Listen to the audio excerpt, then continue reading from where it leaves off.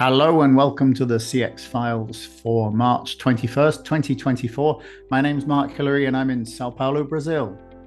And I'm Peter Ryan in Montreal. Mark, great to see you and great to be involved with this very special podcast with a very special guest today who's joining us as we speak. Yeah, absolutely. We're all together this time. We don't normally sort of do this, but this is a special week and a very special guest. So we would like to introduce the fact that we're all on the pod together with Rod Jones. Welcome, Rod. Yes, really great to be here. And I feel really chuffed and honored and privileged to be with you two guys and the CX Files drivers. And I had great privilege to be here. Look forward to spending a bit of time with you this afternoon. Well, the Yeah. privilege is all ours. We've known you for quite some time. I mean, Rod, I alluded to the fact to commemorate your 75th birthday, which was just a few days ago, that you and I have known each other for nearly 2 decades. I got to know you back in 2007 when I visited with my South Africa with my dear friend, a friend to all of us on the pod, Daniel Hong. A big shout out to Dan, who's in Los Angeles. And we had a meeting with you at an absolutely delightful golf course, if you recall. That was quite a lot of fun. Dan and I had just gotten back from Kruger Park, and we were told that it was a malaria zone. Neither of us had been inoculated against malaria or had taken malaria pills. And we were both getting psychosomatic symptoms during the course of that breakfast, if you recall, thinking that we'd caught malaria. And you were just telling us to man up and forget it. You've not got malaria. Yeah, This is just something that we deal with every day in South Africa. that's it. Africa's not for sissies. Yeah, I remember that very well. It was held at the campus, as you said, that which is an office park with a golf course in the middle of it. Yeah, I that's remember it right. well. Yeah, 20 years ago. But That's then right. Wow. there have been other times where you've helped me sample some of the better whiskies in my bar. Well, yes, there have been many of those times, but I recall the first time that you connected with Mark. And Mark, correct me if I'm wrong, but it was at the Victoria Park Plaza in London. You guys had never met before, and we all got together for some drinks. And if you guys remember, I've got a photo to commemorate this, that we were sitting one table over from the guy who played Mini-Me in Austin Powers. Yeah, Yeah, yeah, yeah, I yeah. remember I that. think It that was was the time Rod went off to Wales on a train. That's oh, And right. That's right. yeah, and we ended up on the same train together because you and I were going off to find where George Orwell was buried. George. Oh, that's right. Yeah, Exactly. Yeah. I went on down to Cardiff and rented a car and went all the way up in search of my grandfather's birthplace, a little town in North Wales called Llanfairpwllgwyngyllgogerychwyndobathlandasiliogogogoch. And I Okay, actually say found, that found it. backwards now. There we go. That was the I'm same that impressed. same trip. I am impressed. I think that actually takes the record for the longest word, the most syllables of any word spoken on the CX files in history. In history. Well, there we go. I lay claim to it. And I will gladly repeat it as and when necessary. We'll and let's bring it back to the podcast a little bit because we could sit here chatting all day. But as Peter alluded to, the reason we're all on this together is that Rod, who is a quite a legend of the CX and BPO industry in South Africa, was 75 a few days ago. So we thought that we would get him on here and actually sort of just ask him a few questions about the industry. I don't know that there's anyone who's sort of active that we know that we regularly see still working in the industry, who's got more in-depth knowledge of it and a background in this. So I mean, why don't we just kick off and say, look, Rod, let's go back to the early days and say, how did you get started? I mean, what was your first job like? How did your career start? And then how did you get into CX if you were not, immediately involved in it? The really early part, I left school when I was about 16. I did a stint as a motor mechanic. I didn't like that. I was apprenticed to a photographer. I traveled overseas. I became a tour courier in Europe in the late 60s, or it'd be 69, 70. Came back, joined the family business as a sales rep. But I started my business in February 1972. So you could do the math on that.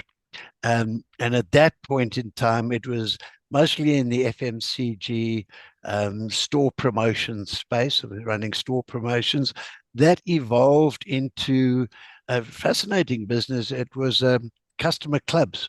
So we took on first a restaurant chain that had a kids' birthday club. We grew that, my partner and I, to around about 400,000 members at one time. Also took on a cinema chain, children's club. And by, I think it was about 1988, we were running about 2.5 million members of different clubs, all in on DOS systems in those days, I might add. Outputting about 1 million mailing pieces a month. And only looking back on it now, we had 18 to 20 delightful ladies sitting in one big office with headsets on, initially online to a mainframe terminals, as that was our call center. We didn't call it that at the time, but that was call centers. By 92, some buddies and I started, I think it was the first BPO in South Africa, Telefacilities. That was by 92. And we actually created the first call center association in 92. We called it the South African Call Center Development Association. So, those were the early days. And literally from 92 onwards, it was a series of other consulting businesses, operating businesses, had an events company, a research company. In fact, the research company was a joint venture with another good buddy of ours, Mark Angus. So we did the South African call center and BPO research study. So, that really that was the first half of nearly 45 years in call centers, contact centers, and hopefully, like Johnny Walker, still going strong. Well, you absolutely are. You absolutely are. And that's an amazing ride. Rod, let me ask you something. When you talk about that initial club that you had set up, that you had been able to obviously recruit literally hundreds of thousands of members to, which is just remarkable in itself. You talk a little bit about the technology, and that's something that piqued my interest when you were chatting there, and you talked about DOS-based systems and computers that were hooked up to a mainframe. When you compare the agile, flexible, really virtualized nature of how contact centers are running today, when you think back to the mechanics of what you put together and what you operated, what are your initial thoughts in terms of the effort and just all of the different levels of input that you would have to do to be able to make sure that a contact center was functioning in an efficient, uptime manner all the time? Wow. I'm so glad you asked that, because it's something that every now and then my ex-business partner and I get together and have a glass or two and we reminisce about those days.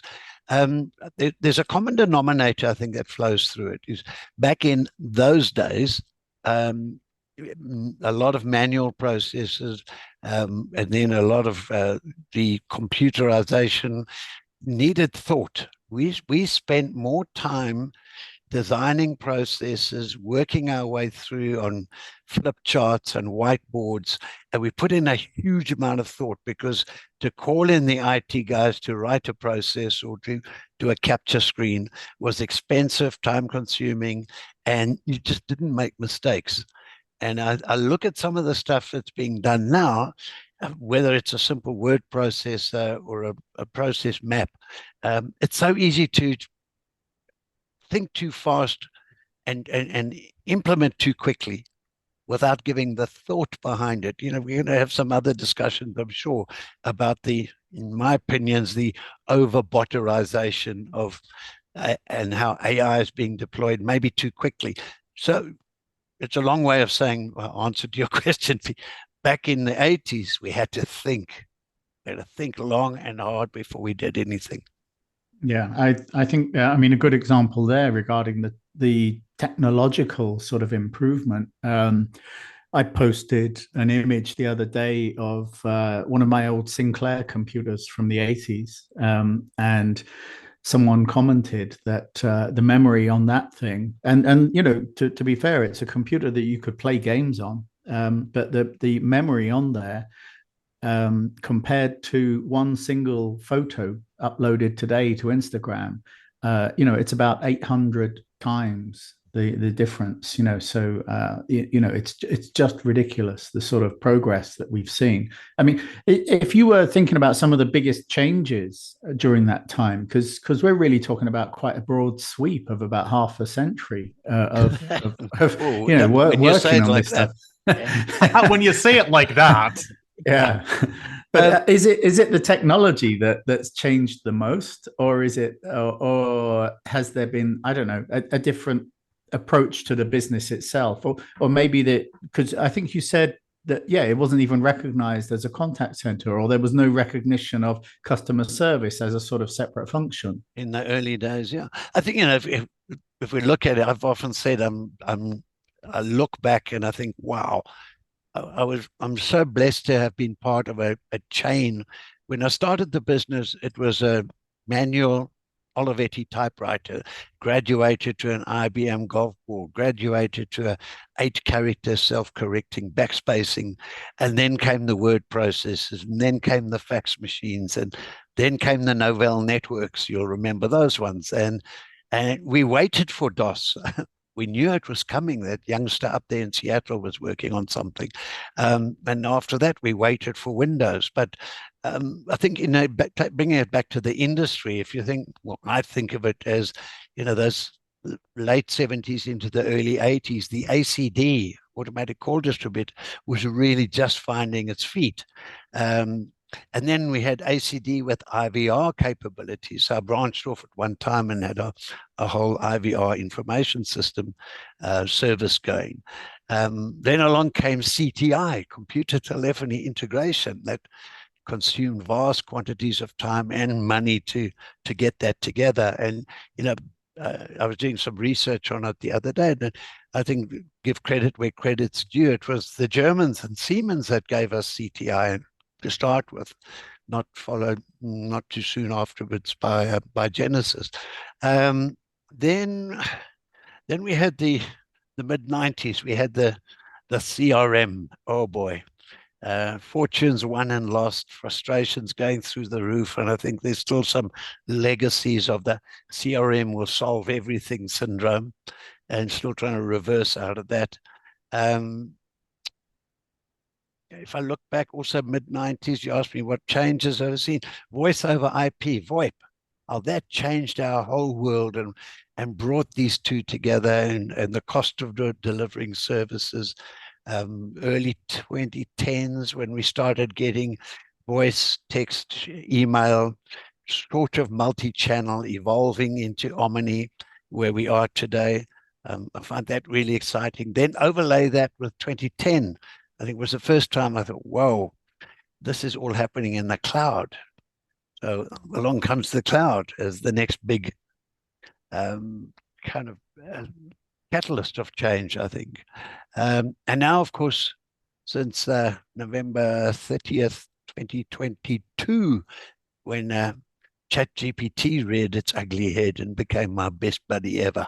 And so I feel blessed to have been part of that journey from the Olivetti manual typewriter to where we are now, where a lot of the ChatGPT stuff I'm dictating and getting reasonable outputs from there. So, those are the kind of tech trends I've seen, or developments in the industry. Rod, let me shift gears a little bit and talk about obviously a country you are very passionate about, that you believe so strongly in, and that's your native South Africa. I mean, you've lived most of your life there, as you've referenced. You spent some time in Europe. I know that you spent some time living in the United States with your family, but you have been probably the best person that I can think of who's really witnessed the transition of our industry from a national one, and quite frankly, I would say very fragmented one, to a truly cohesive international unit. And let me give some context on this. I referenced the fact that you and I met in 2007. My first visit to South Africa on business was in 2004. And I won't forget the fact that when I got down there, I saw an incredible country with such raw potential, but that was extremely divided based on regional lines, based on political lines. And I mean that in the small p sense, not political parties, but different factions within the industry. There was no real effort to try and work as a national brand, as a national value proposition to the rest of the world. Compare that to today, where South Africa is one of the most successful offshore delivery points for contact centers. Look at the extent to which, at least in the research Ryan Strategic Advisory has been doing, where we've been tracking South Africa as one of the top 5 most favored destinations over the course of the past several years. In the past few years, it's either been in first place or tied for first place. Talk a little bit to us about the evolution of South Africa as an international CX player. Where did it come from? What do you see as the roots? What was the impetus for South Africa to grow? And talk to us a little bit about where you see the advantages of South Africa today, and maybe where some of the obstacles might lie moving forward 2024 and beyond. Once again, it's a long journey. I think I mentioned earlier that Buddies and I formed the South African Call Center Development Association in '92, and you're quite right, fragmentation was the name of the game. We also had the Call Center Networking Group, and we also had the Direct Marketing Association.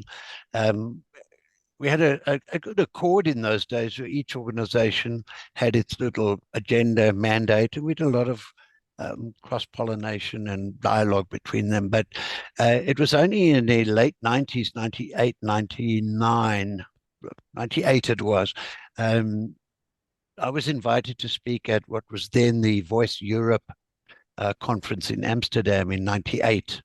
And I managed to rustle up some sponsorship from a few tech companies, and funny enough, Telkom, which was our state-owned monopoly carrier. And I was first ever at a massive conference and presented the case for South Africa. We didn't call it BPO, we called it call center outsourcing. And that was my first exposure. And I met some of the wonderful folks from organizations like Sitel, and Merchants was really making a name for itself across Europe at that time with multiple sites in the UK. India wasn't even on the radar yet, believe it or not. But I presented the case for South Africa, rich in labor potential, et cetera, et cetera. The big but was the state-owned telco controlled the international communications links and put tariffs on there that just made it impossible to win the business. Anyway, it was being exposed to the likes of the Sitels and Teleperformance and Merchants that brought that model back to South Africa. And things were slow to change. It was essentially between 2006 to 2008 where things really started happening. First and foremost, Telkom was privatized, and we were able to drop international tariffs, VoIP tariffs down by as much as 90%. So all of a sudden, we had a ticket to the game. As you quite rightly pointed out, the industry was quite fragmented between regional associations in the Western Cape and KZN. But that evolved through to 2008, 2009, where the national body, BAPESA, has evolved to become started introducing some rather interesting stuff. A little known fact is that in 2008, South Africa became the first country, we believe, in the world to have national gazetted standards for the operation of call centers. So there were a group of nearly 70 of us, spent about 2 years with a grant from the Department of Trade and Industry, or the ministry, to create the set of standards on the basis of which we'd hoped would attract international business. That was 2008. The ISO 18295s released globally in 2017 are a derivation of that. So I had the privilege of chairing both the SABS Standards Committee and the ISO Committee for a while as well. 2011, things started really kicking into gear, and I think credit where credit is due. It was largely due to some of the work that one of our colleagues, Tracy Freeman, was doing with Rockefeller Foundation, and the concept of impact sourcing once again, little known fact that the Impact Sourcing Alliance had its roots right here in Johannesburg. And a lot of the models are still based on those principles. But 2017, 2018, 2019, the national body has really settled down, where we're starting to get significant government funding and also funding from organizations like Harambee Youth Employment. And I think by 2020, the industry was really up and running. We'd certainly surpassed about 80,000 agents servicing international work. And that really put us on the map. The next piece of it was COVID. 2020 COVID. And I'm very proud of the fact that at that time, my son Evan was chairing BAPESA, and along came COVID and global shutdowns, particularly the ones that impacted us were Philippines, India, and Malaysia, that shut down literally overnight. And it took our national body 3 days to have BPO contact centers classified as essential services, and therefore able to keep going and running. Massive turnaround. As an industry, we picked up an estimated 20 to 25,000 seats during that period from shutdowns in Philippines, etc.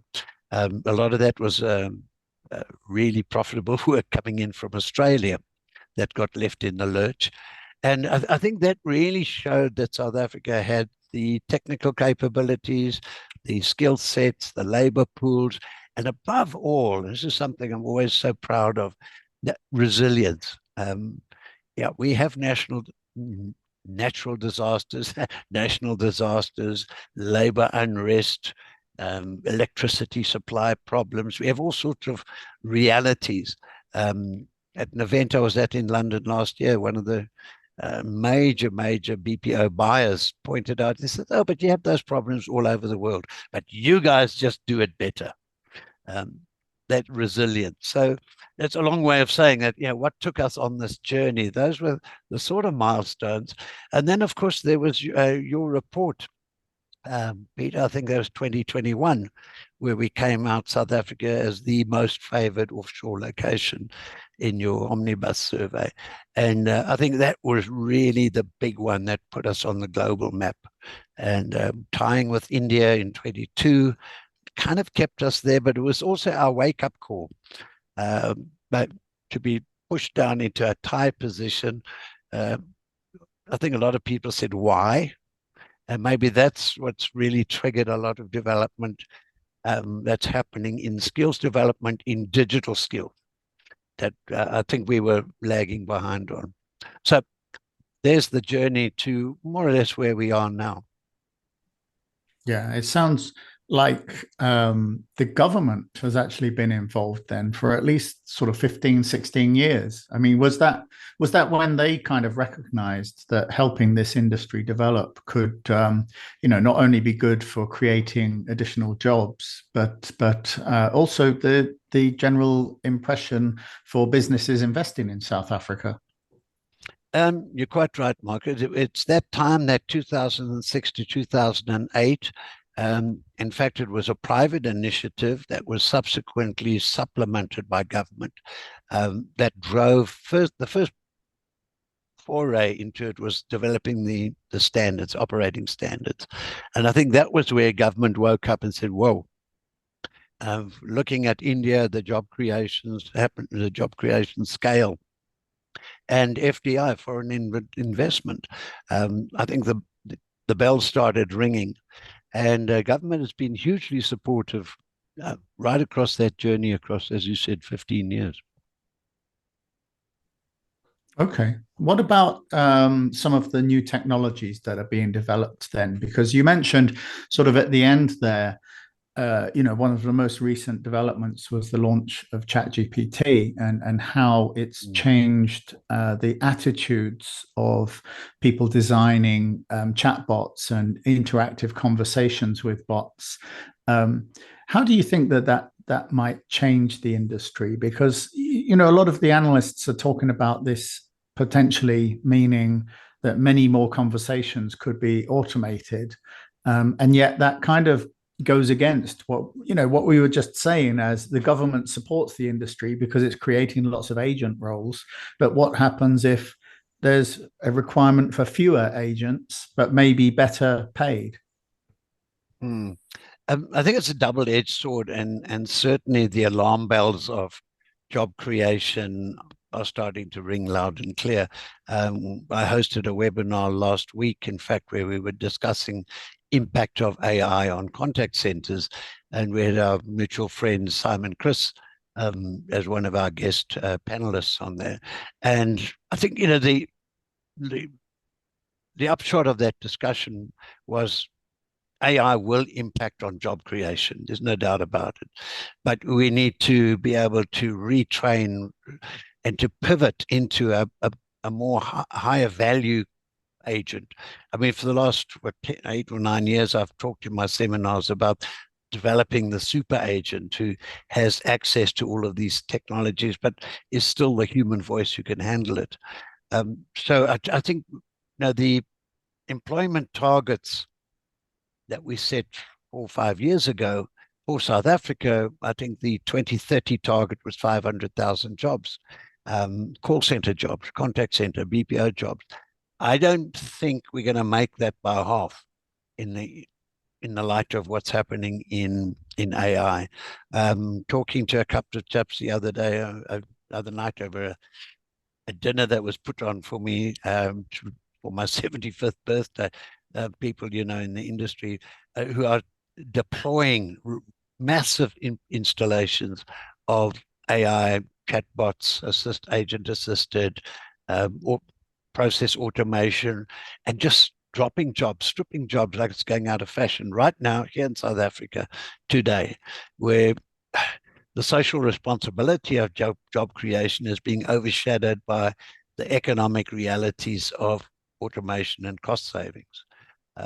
And I think another component of it that we have to take cognizance of is, if I look at some of the research coming out of the UK from Steve Morrell's Contact Babel, there's almost an upturn in customer demand for preference for self-service channels and the bot channels.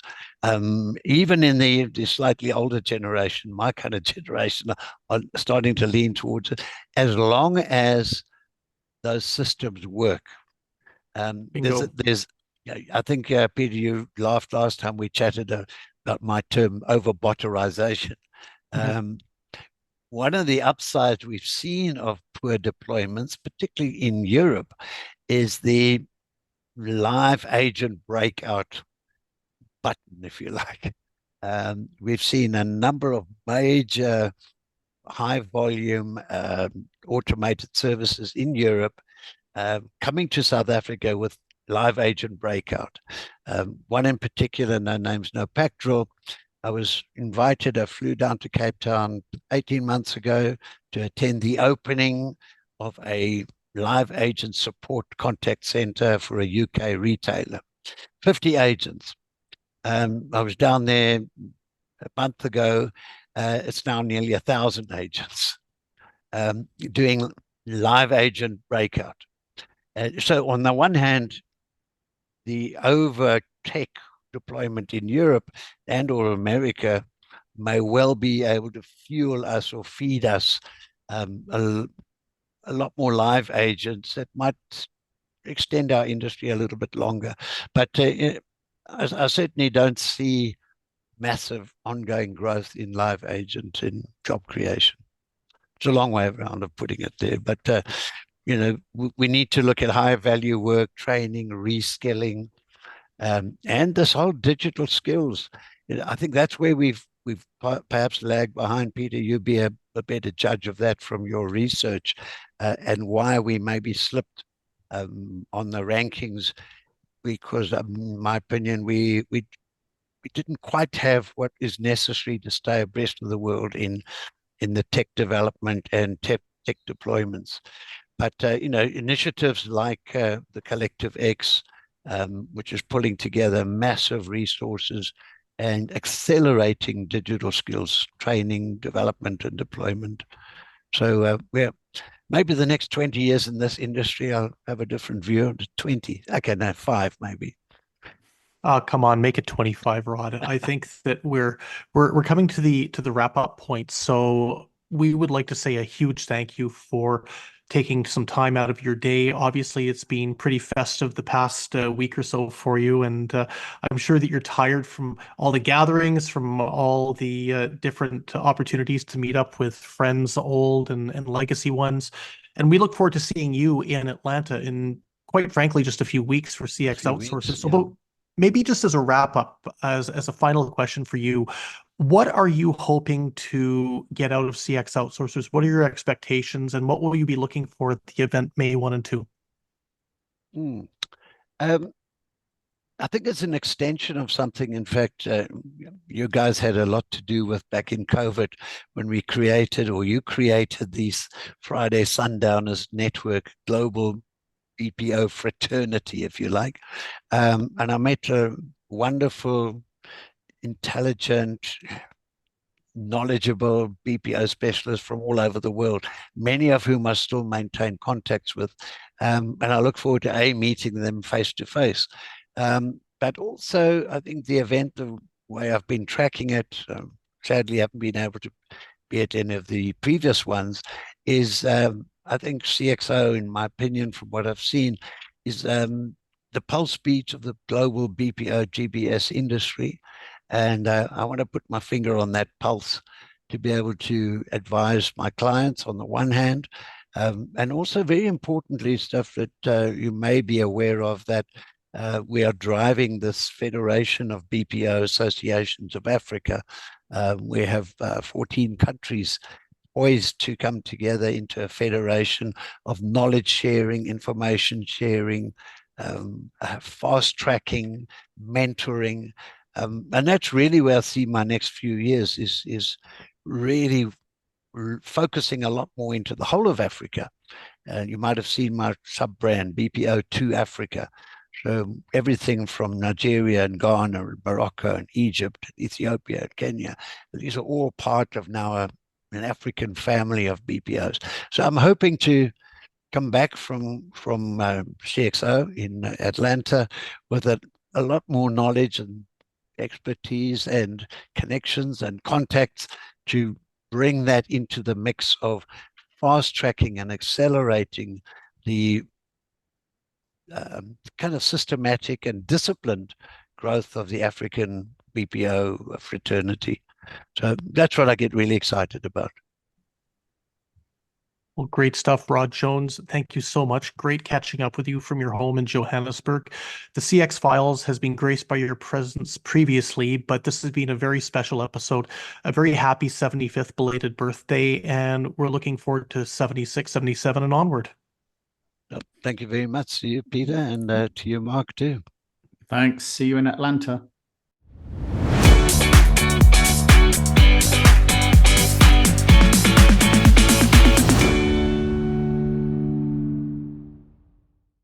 Thanks for listening to the CX Files podcast. We really appreciate your feedback and suggestions. You can reach myself, Mark Hillary, or Peter Ryan via LinkedIn. Please also leave a rating or review on your favorite podcast provider, as that helps more people to find us.